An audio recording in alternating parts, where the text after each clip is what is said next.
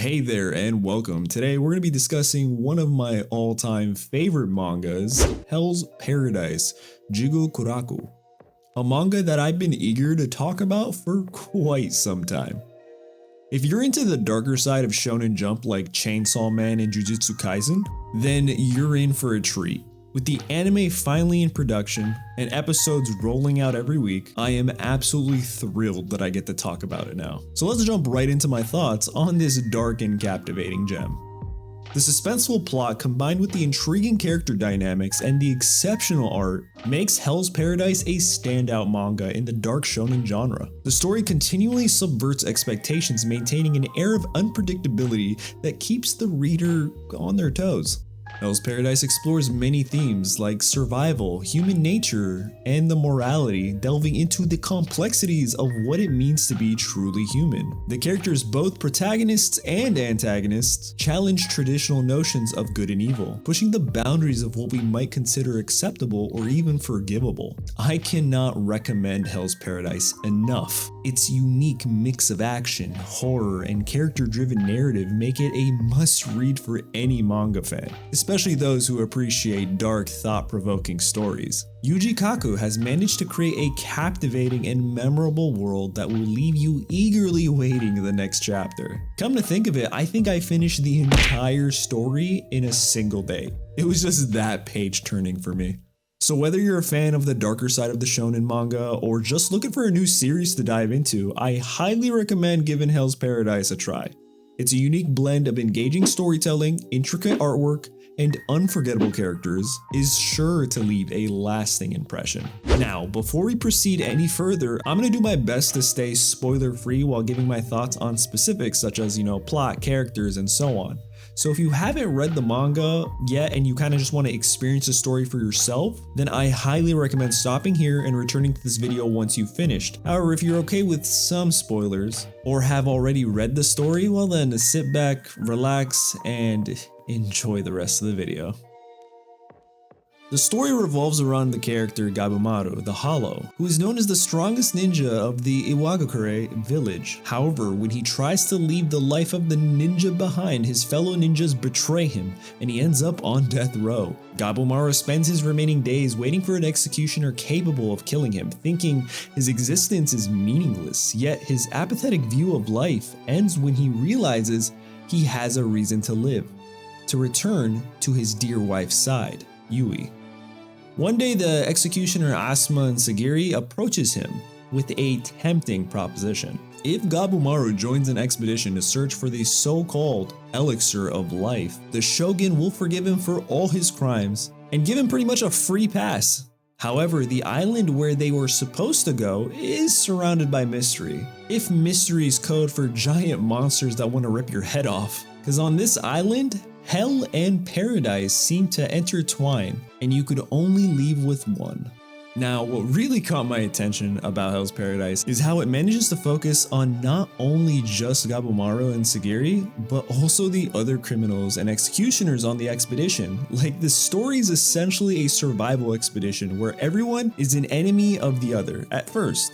I thought the story would mainly center around just, Gabimaru and his executioner. But to my surprise, that just wasn't the case. Instead, the author Yuji Kaku takes the time to delve into the adventures and hardships faced by the other criminals and executioners during the expedition. I was initially concerned that this approach might ruin the story's pacing, trying to cram in every other character's, story and backstory, but Kaku skillfully weaves together these various storylines to create a cohesive, engaging narrative. Each character has their time to shine and grow. Nothing ever feels rushed, and everything feels like it's the appropriate time, making their individual journeys all the more rewarding. In Hell's Paradise, the criminals and the executioners represent the typical difference between evil and good. However, as the story progresses, Kaku explores the nuances and paradoxes of these concepts, challenging the reader's perceptions of right and wrong. And for me, when you start tickling that part of my brain and really getting me to think on topics, I just consume it entirely.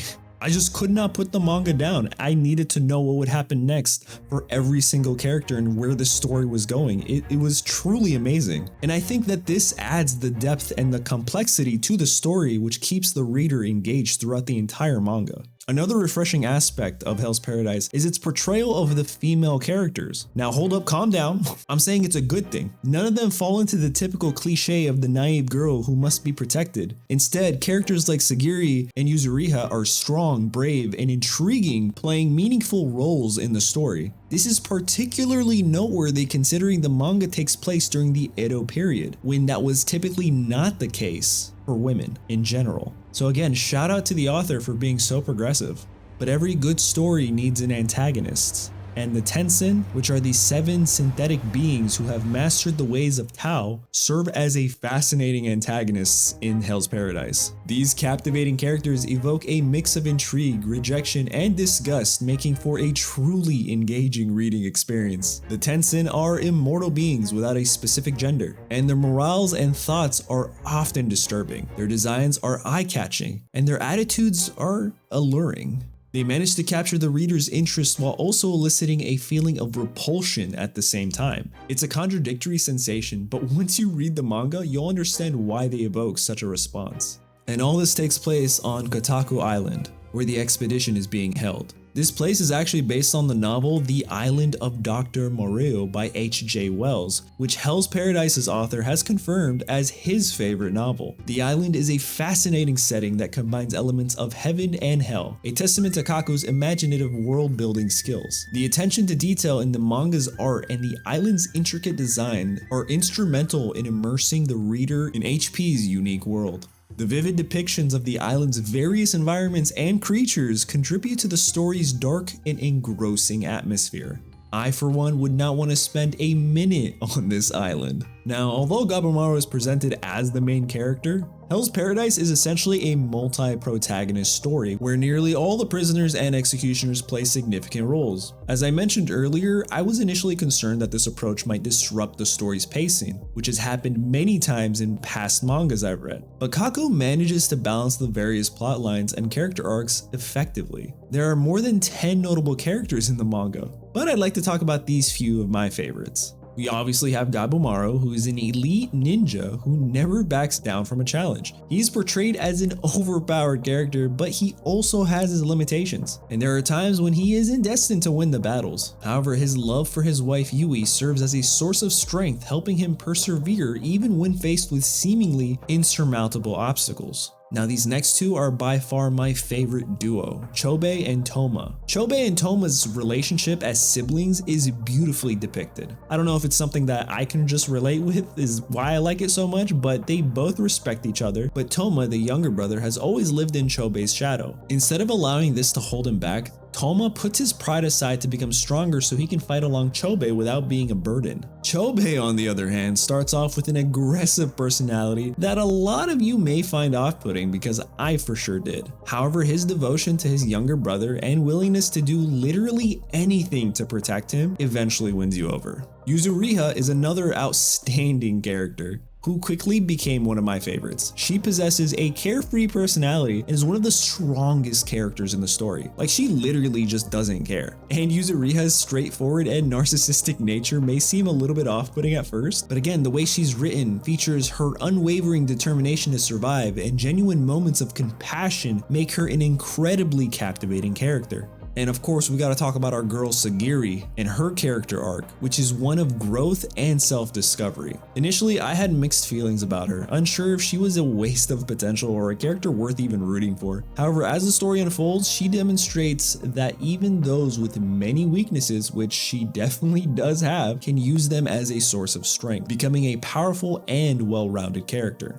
You just can't help but keep on rooting for her. And it's an absolute treat when she does rise to the occasion.